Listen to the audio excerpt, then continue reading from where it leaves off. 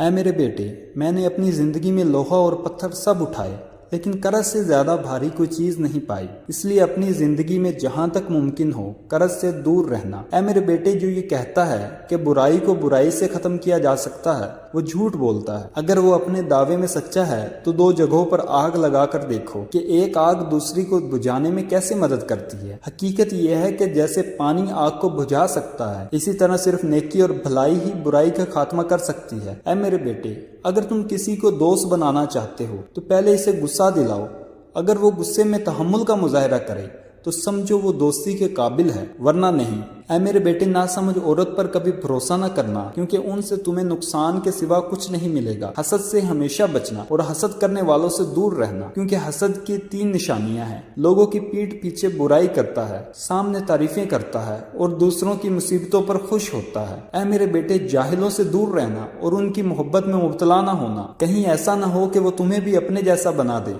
کسی کو لوگوں کے سامنے شرمندہ نہ کرنا۔ اگر کسی کی اصلاح کرنی ہو تو اکیلے میں بات کرنا۔ میں نے اپنی زندگی میں بولنے پر کئی بار افسوس کیا ہے، مگر خاموشی پر کبھی نہیں کیا۔ اے میرے بیٹے، میں نے عقل بیوقوفوں سے سیکھی ہے۔ جن باتوں سے وہ نقصان اٹھاتے تھے، میں ان سے دور رہتا تھا۔ اے میرے بیٹے، زمین پر غرور سے نہ چلو، کیونکہ اللہ تعالیٰ غرور کرنے والوں کو پسند نہیں کرتا۔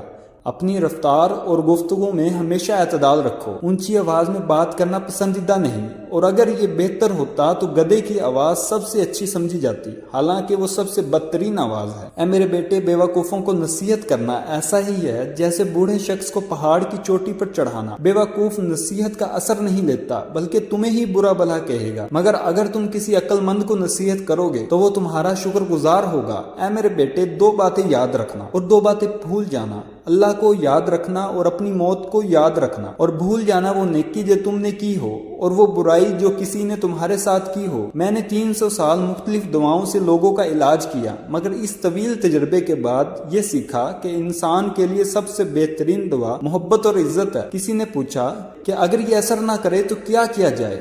حکیم لقمان نے کہا، دعا کی مقدار بڑھا دی جائے۔ ہمیشہ بھوک رکھ کر کھاؤ، کیونکہ جب معدہ بھر جاتا ہے تو دماغ سست ہو جاتا ہے۔